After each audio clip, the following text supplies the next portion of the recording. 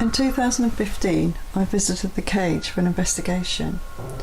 The Cage is one of the most actively haunted houses in England, and I was fortunate enough to meet up with another paranormal investigator, Michael Rawlings, who had investigated the house on previous occasions and who had experienced much activity in the house.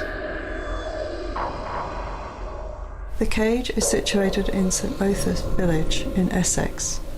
It's located next to an alley called Coffin Alley where bodies were carried to the cemetery during medieval times. The house has a dark and notorious past. In the 1500s, it was used as a prison to hold women accused of witchcraft. Skeletons of those who died or who were killed in the prison have been found on site, and at least one suicide has recently taken place in the house. Around the time of my visit, the current owner had moved out, being unable to take any more of the negative energy in the house. She has experienced growls and scratching noises under the floorboards, apparitions, including that of a menacing shadow person. Taps and electrical equipment have turned on and off, and objects have flown off the table, and door latches and wardrobes have moved mysteriously by themselves. The owner has been physically attacked by something unseen. The house is rife with poltergeist activity, and the spirits of a jailer, some young children, a recent suicide victim, and Ursula Kemp, one of the best known witches known to be imprisoned there, are all believed to be active. It's thought that the malevolent goat-like demonic entity may also be present in the house. Some of the activity experienced by other investigators includes women being physically pinned to the toilet seat, unable to get up, seeing shadow figures, hearing and seeing apparitions of small children running around, and some people have been physically attacked in one of the bedrooms and have been left with physical marks such as scratches and bites.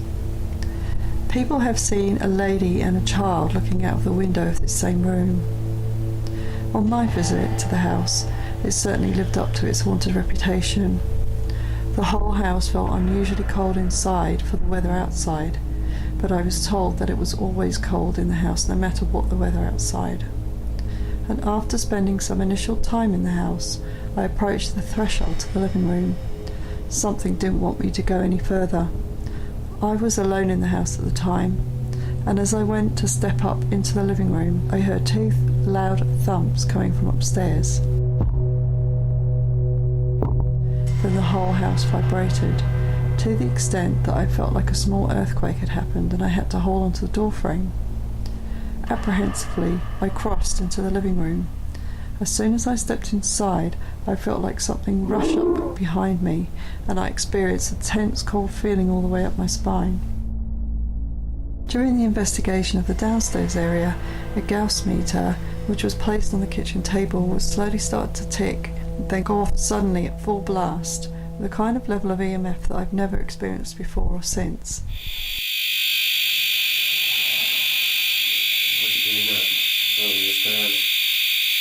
No, it's gone crazy. Is that someone doing that? Can you stop it, please? Can you stop? Then the meter would just go off just as suddenly and dramatically as it had started. It felt as if there was a strong presence with there when this happened.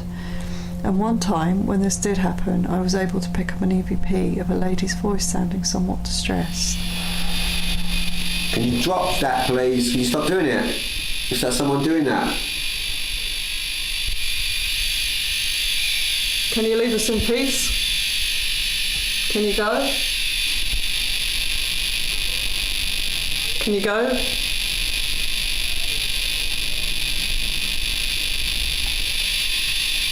Would you rather we went?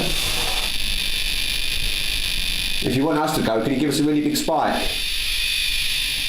Or make a bang, make something move. You can chuck something across the room.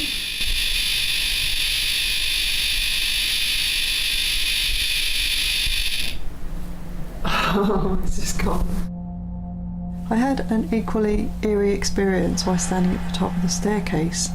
I felt a strong presence of someone or something there, and as if someone was watching me the whole time. And the Gauss meter was just ticking and whirring at a low level, indicating the presence of EMF in the area. I started to worry that I might be in danger and that something might potentially push me down the stairs.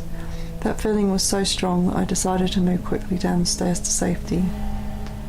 I captured many EVPs in the house. While in the upstairs room, I picked up a possible voice in response to my question, "Is anyone there?" I captured a clear voice saying what sounds like, "Perhaps he's hiding, yes?" Is there somebody here? Yes?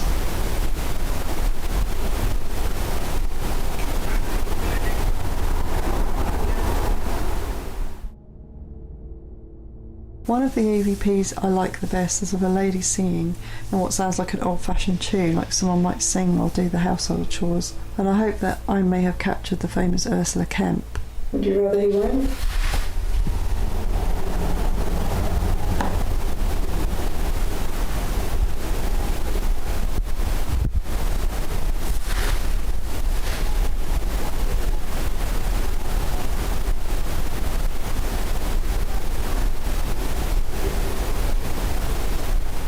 The small bedroom upstairs is the room which used to be used by the jailer when the building was a prison. It's the room where I heard loud banging when I went into the living room on my arrival, and it's a room that some people have claimed seen and heard children. I got an unusual tapping on my voice recorder when asking questions to either the jailer, Phil, who was a man who had recently committed suicide in the house, or the children. And the tapping was if somebody was trying to respond, and this happened multiple times when asking questions. It's quiet, maybe they're still on now. So are you? We've got plenty of devices you can come through to. Yeah.